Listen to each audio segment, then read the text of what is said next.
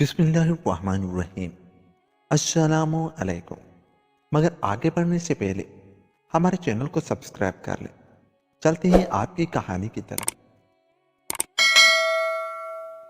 عرصہ گزرا، یونان پر ایک بادشاہ حکومت کرتا تھا۔ بادشاہ کا نام پرویز تھا۔ ملک میں ہر طرح خوشحالی اور آرام تھا۔ لوگ بہت امیر تھے۔ بادشاہ کا خزانہ ہمیشہ سونے چاندی اور ہیرے جواہرات سے بھرا رہتا تھا۔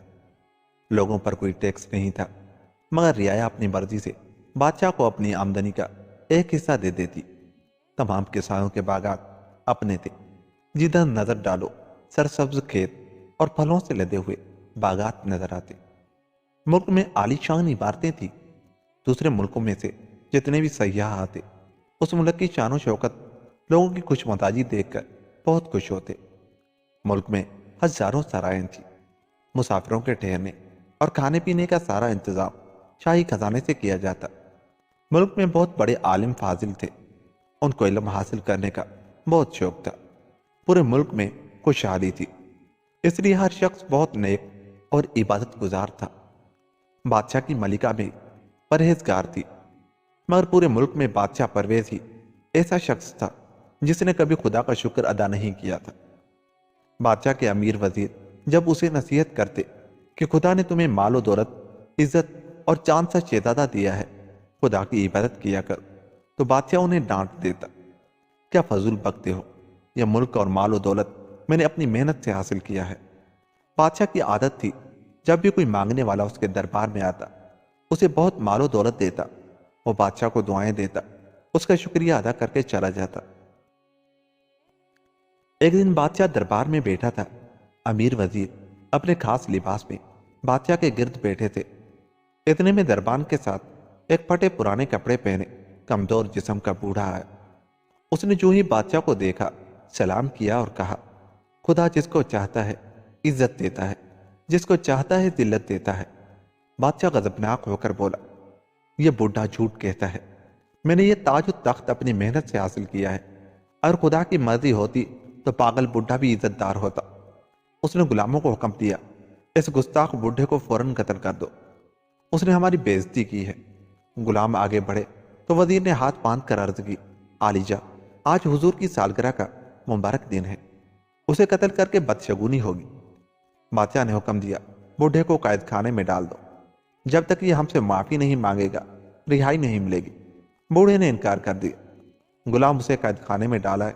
کئی دن گزر گئے۔ قید خانے کا داروغہ روز بوڑھے سے کہتا کہ وہ بادشاہ سے اپنی گستاخی کی معافی مانگ لے، مگر بوڑھا نہ مانا۔ بادشاہ ہر مہینے کی پہلی تاریخ کو اپنا سب سے قیمتی لباس پہنے قید خانے کا معائنہ کرنے آتا۔ اس مہینے بھی وہ آیا تو دیکھا بوڑھا پہلے سے بھی کمزور ہو گیا ہے۔ کیوں بوڑھے، اب بھی تو اپنی ضد پر قائم ہو؟ دیکھ لے، میں بادشاہ ہوں، اگر میں چاہوں تو تجھے قتل کرا دوں، چاہوں تو رہا کر دوں۔ بوڑھے نے بے نیازی سے کہا، یہ خدا کی مرضی ہے کہ وہ آزادی دے یا قید میں رہنے دے۔ تم جیسے سرکش اور نافرمان کئی فرعون اور حامان گزر چکے ہیں۔ میں اب بھی یہی کہوں گا کہ خدا جسے چاہتا ہے عزت دیتا ہے، جسے چاہے ذلت دیتا ہے۔ تم کون ہوتے ہو اس کے معاملے میں دخل دینے والے؟ ایک دن تمہیں پچھتانا پڑے گا، مگر تیر کمان سے نکل چکا ہوگا۔ یہ شان، یہ تاج اور قیمتی کپڑے، سب کچھ تم سے چھین لیا جائے گا۔ خاموش، تمہیں بادشاہ سے بات کرنے کی تمیز نہیں، اب سڑتے رہو قید خانے میں۔ بادشاہ یہ کہہ کر چلا گیا، مگر بوڑھا پھر عبادت میں مشغول ہو گیا۔ ملک یونان کے شمال میں بہت بڑا جنگل تھا۔ اس میں ہزاروں قسم کے جنگلی جانور اور درخت تھے۔ بادشاہ کو شکار کھیلنے کا بہت شوق تھا۔ وہ جب بھی حکومت کے کاموں سے فارغ ہوتا، اپنے بے شمار ساتھیوں کو لے کر شکار کو نکل جاتا، اور شام کو جب واپس آتا تو بے شمار جانوروں سے تھیلے بھرے ہوئے وہ ساتھ لاتا۔ ایک دن شاہی نجومی نے بادشاہ سے کہا، حضور عالی، جمعہ کے دن شکار کھیلے نہ جائے، یہ عبادت کا دن ہے، اور آج کل آپ کی قسمت کا ستارہ گردش پہ ہے، ایسا نہ ہو آپ کسی مصیبت میں گرفتار ہو جائے۔ واہ میاں، تم ہمیں ڈرپوک سمجھتے ہو، ہم نے بے شمار شیر مارے ہیں۔ اس کے علاوہ وزیر اور امیروں نے بھی بادشاہ کو سمجھانے کی کوشش کی، مگر ضدی بادشاہ نہ مانا۔ اس نے سارا انتظام کروایا، شاہی استبل سے تازہ دم گھوڑے نکلوائے، کھانے پینے کا سامان اکٹھا کیا، اور شکار کے لیے روانہ ہو گیا۔ بادشاہ بہت خوش تھا، مگر اسے کیا پتا تھا کہ آج ایک مصیبت اس کا انتظار کر رہی ہے۔ جنگل میں ہزاروں جانور تھے، مگر آج کافی تلاش کے بعد بھی بادشاہ کے ساتھیوں کو کوئی شکار نہ ملا۔ وزیر اور درباری پریشان ہو گئے۔ وہ بادشاہ کی ضد سے بخوبی واقف تھے کہ وہ بغیر شکار کیے ہرگز محل میں واپس نہیں جائے گا۔ بادشاہ نے حکم دے دیا کہ سب جنگل میں دور دور تک پھیل جائے اور بغیر شکار کے کوئی شخص مجھے اپنی صورت نہ دکھا۔ یہ کہہ کر اس نے اپنے گھوڑا جنوب کی طرف دوڑانا شروع کر دیا۔ کافی دور جا کر گھوڑا تھک گیا۔ اچانک بادشاہ کے سامنے سنہرا لباس پہنے ایک پری آ گئی۔ اچھے بادشاہ، آگے نہ جاؤ۔ کیوں؟ جنگل میرا ہے، اس لیے میں ضرور آگے جاؤں گا، پری نے التجا کی۔ پریوں کے بادشاہ نے سزا کے طور پر میرے ننھے بیٹے کو سفید ہرن بنا دیا ہے۔ میں دن رات اس کی حفاظت کرتی ہوں۔ وعدہ کرو اسے ہلاک نہیں کرو گے۔ بادشاہ نے وعدہ کر لیا، مگر تھوڑی دور جا کر وہ پری کی بات بھول گیا۔ لمبی لمبی جھاڑیوں میں اسے معصوم سا سفید ہرن اچھلتا کودتا نظر آیا۔ بادشاہ کا بھوک سے برا حال تھا۔ اس نے کمان پر تیر جوڑا جو سیدھا ہرن کے پیٹ میں لگا۔ ہرن ایک دردناک چیخ کے ساتھ گرا تو بادشاہ کو فوراً پری کا خیال آیا۔ بادشاہ جلدی سے اس کے پاس پہنچا، مگر ہرن کا کام تمام ہو چکا تھا۔ اتنے میں پری بھی آ گئی۔ اس نے اپنے ہرن بیٹے کا سر گھٹنے پر رکھ لیا اور بادشاہ سے کہا، تم نے میرا بیٹا مجھ سے چھینا ہے اور وعدہ خلافی کی ہے، تمہیں اس کی سزا ملے گی۔ یہ کہہ کر پری نے ہرن کی لاش اٹھائی اور جنگل میں غائب ہو گئے۔ بادشاہ بہت تھک چکا تھا۔ اسے پری کے بیٹے کی موت کا بھی صدمہ تھا، مگر اس نے گھوڑا آگے بڑھا دیا۔ گھوڑا تھک جانے پر بھی آندھی کی طرح اڑا جا رہا تھا۔ اچانک تیز ہوائیں چلنے لگی، درخت جڑوں سے اکھڑ کر گرنے لگے۔ جانوروں کے چیخنے چلانے سے بادشاہ کو خوف آنے لگا۔ طوفانی ہواؤں نے بادشاہ کو اٹھا کر جانے کہاں لا پھینکا۔ کافی دیر وہ بے ہوش رہا، پھر جب ہوش آیا تو دیکھا یہ جگہ، ملک اور لوگ بالکل اجنبی تھے۔ جو ہی ہواؤں نے بادشاہ کو پھینکا، اس اجنبی ملک کے محافظ دوڑ کر آئے۔ انہوں نے ہوش میں آنے پر بادشاہ کو گرفتار کر لیا۔ بادشاہ نے بتایا کہ وہ ملک یونان کا بادشاہ ہے، طوفان نے اسے یہاں پھینک دیا ہے۔ مگر ایک لمحے بعد اسے پتا چلا کہ نہ وہ لوگوں کی زبان سمجھ سکتا ہے اور نہ اپنی بات انہیں سمجھا سکتا ہے۔ وہ بلند آواز میں ایک دوسرے سے باتیں کر رہے تھے۔ بادشاہ چل نہیں سکتا تھا، مگر اجنبی ملک کے لوگ اسے گھسیٹ رہے تھے۔ اب وہ شہر کی بڑی سڑک پر جا رہے تھے۔ ہزاروں لوگ اسے دیکھنے کے لیے جمع ہو گئے۔ گھروں کی چھتیں، دروازے عورتوں اور بچوں سے بھر گئے جو بادشاہ کو دیکھ رہے تھے۔ تھوڑی دور تک تو لوگ اسے دیکھتے رہے، مگر ایک جگہ پہنچ کر بچوں اور آدمیوں میں سے کوئی بادشاہ کو پتھر مارتا، کوئی ٹوٹی جوتی، کوئی پیاز مارتا۔ تھکن، بھوک اور بے عزتی نے بادشاہ کی آدھی جان لے لی۔ سپاہیوں نے عجیب و غریب لباس پہن رکھے تھے، ہر کام پھرتی سے کرتے تھے۔ کافی دیر تک گھومنے کے بعد قید خانہ آیا۔ ایک سپاہی نے اسے قید خانے کا دروازہ کھول کر دھکیل دیا۔ بادشاہ نے اشارے سے بتایا کہ وہ بھوکا ہے۔ تھوڑی دیر بعد پہرے دار گیا اور اس کے لیے کھانا لے آیا۔ یہ کھانا بھی عجیب تھا، مگر بادشاہ نے چپ چاپ کھا لیا اور وہیں زمین پر لیٹ کر اپنے محل کو یاد کرنے لگا، جہاں پانی کا ایک گلاس مانگنے پر سینکڑوں لونڈی غلام دوڑتے آتے۔ ریشم اور کم خواب کے گدے سونے کے پلنگ پر بچھے تھے جس پر بادشاہ سوتا تھا، مگر اب اس کی حالت فقیروں سے بدتر تھی۔ بادشاہ کی آنکھوں میں آنسو آ گئے۔ دیر تک وہ روتا رہا، آخر نیند آ گئی۔ خواب میں کیا دیکھتا ہے، قید خانے کا دروازہ خود بخود کھلتا ہے اور قیمتی لباس پہنے وزیر سلیمان آتا ہے۔ کیوں بادشاہ سلامت، میں نہ کہتا تھا غرور نہ کرے۔ دوسرے لمحے وہ بوڑھا نمودار ہوا جسے بادشاہ نے بے گناہ قید خانے میں ڈال دیا تھا۔ وہ بھی مسکرا رہا تھا۔ کیوں بادشاہ صاحب، اب آپ کی محنت اور کوشش کہاں ہے جس سے آپ نے بادشاہت حاصل کی تھی؟ میں نہ کہتا تھا کہ بادشاہی اور فقیری خدا کی طرف سے عطا ہوتی ہے۔ بادشاہ نے شرمندگی سے سر جھکا لیا۔ تھوڑی دیر بعد نازک سنہری پری اپنے پر جھلاتی نمودار ہوئی۔ اس نے کہا، دیکھا ظلم کا بدلہ خدا کیسے لیتا ہے۔ تم نے میرے معصوم بیٹے کو قتل کیا اور خدا نے تمہیں سزا دی۔ اتنا کہہ کر پری چلی گئی۔ بادشاہ کی آنکھ کھل گئی۔ وہ خوف سے تھر تھر کانپ رہا تھا۔ اسے اپنا غرور اور سارے ظلم یاد آ رہے تھے۔ کیسے بے گناہوں کو اس نے ذرا سی نافرمانی پر قتل کر دیا تھا۔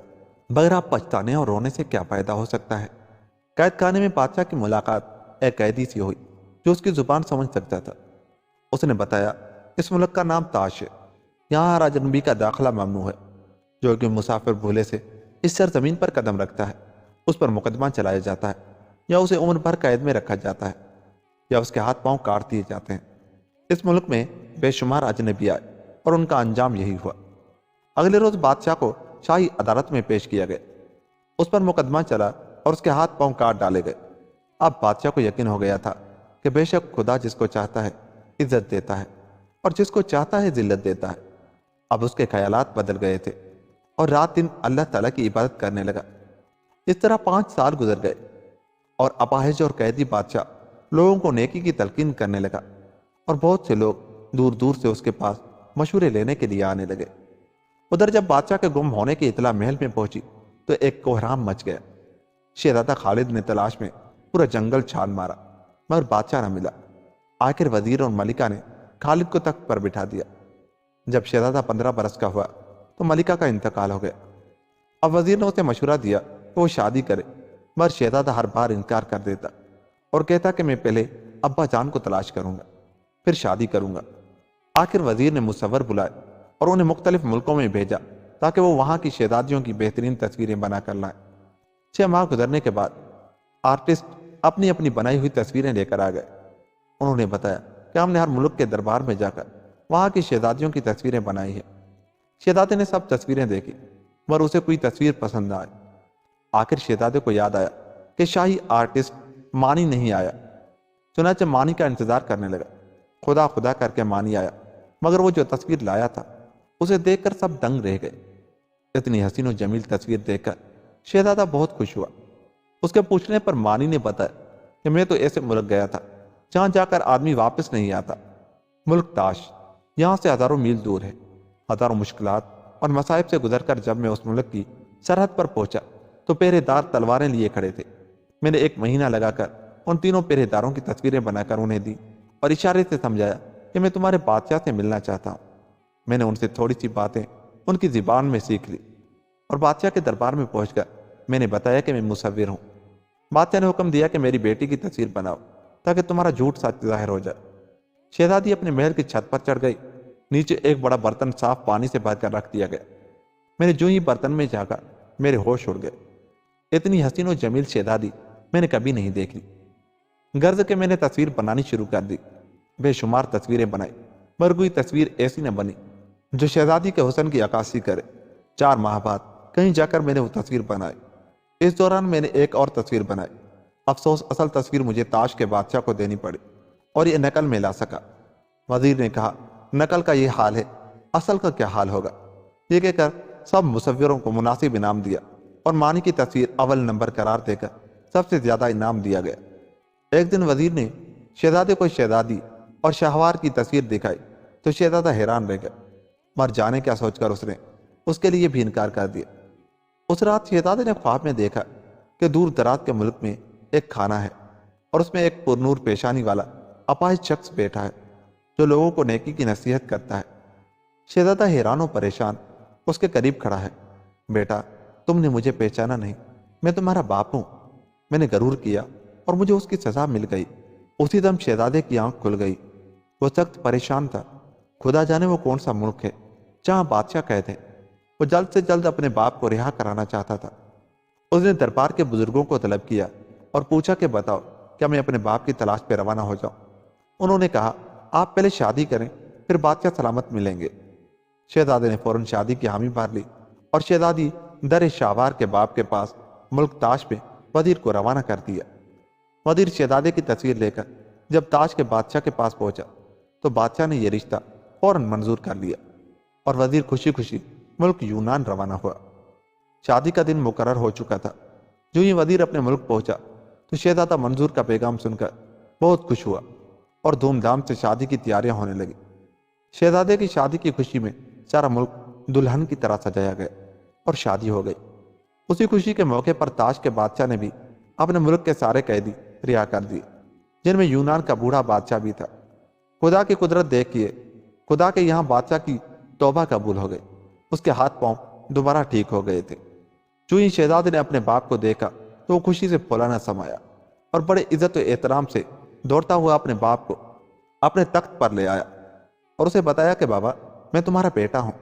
جب اس نے اپنے بیٹے کے بارے میں سنا اور اسے دیکھا تو بادشاہ بھی خوش ہو گیا और रो रो कर अल्लाह ताला से तौबा करने लगा। रियाया भी अपने बूढ़े बादशाह को सही सलामत देखकर बहुत खुश हुई। दुल्हन की आमद की खुशी में यूनान के तमाम कैदी रिहा कर दिए गए और गरीबों और यतीमों में बेशुमार दौलत तकसीम की गई। उस मौके पर बूढ़े बादशाह ने कहा, सच है, खुदा जिसे चाहता है इज्जत देता है और जिसे चाहता है जिल्लत देता है। शहजादे ने तख्त बूढ़े बादशाह के हवाले करना चाहा, मगर बादशाह ने इनकार कर दिया और कहा, बेटा ये तुम्हारा हक है, तुम उसके वारिस हो। मैं दुनिया के कामों से थक चुका हूं, तुम दोनों हुकूमत करो। मैं अब बाकी उम्र याद इलाही में गुजारूंगा, क्योंकि मैंने अल्लाह ताला की बहुत नाफरमानी की है। अलबत्ता हुकूमत के बारे में तुम्हें मशवरे जरूर दूंगा। इस तरह कई साल के बाद शहजादी के यहाँ चांद सा बेटा हुआ। सब ने उसका नाम चांद शहजादा रखा। इस तरह बादशाह दिन रात मुल्क की बेहतरी और खुशहाली के लिए दुआ करता रहता। बादशाह जो अब बूढ़ा होकर मरने के करीब था, एक दिन अचानक बादशाह का इंतकाल हो गया। उसने मरते वक्त वसीयत की कि मेरे मकबरे पर ये अल्फाज लिख कर लगाए जाए, खुदा जिसको चाहता है इज्जत देता है, जिसको चाहता है जिल्लत देता है। शहजादा खालिद ने बादशाह की कब्र के कुतबे पर यह लिखवा दिया और जो भी फातिहा पढ़ने जाता वो ये अल्फाज पढ़ता और खुदा का शुक्र अदा करता कि ये सारी चीज़ें दौलत और इज्जत खुदा ने उन्हें दी है, उन्होंने अपनी मेहनत से हासिल नहीं की। सच है कि अल्लाह ताला ही सबका पालने वाला है। वो जो फैसला करता है जमीन से लेकर आसमान तक, उससे बेहतर कोई फैसला नहीं होता और हर मुश्किल में अल्लाह ताला की कोई ना कोई हिकमत होती है। इसलिए हमें हर मुसीबत पर सब्र करना चाहिए और हर नेमत पर शुक्र अदा करना चाहिए। मिलते हैं किसी ऐसी ही कहानी के साथ।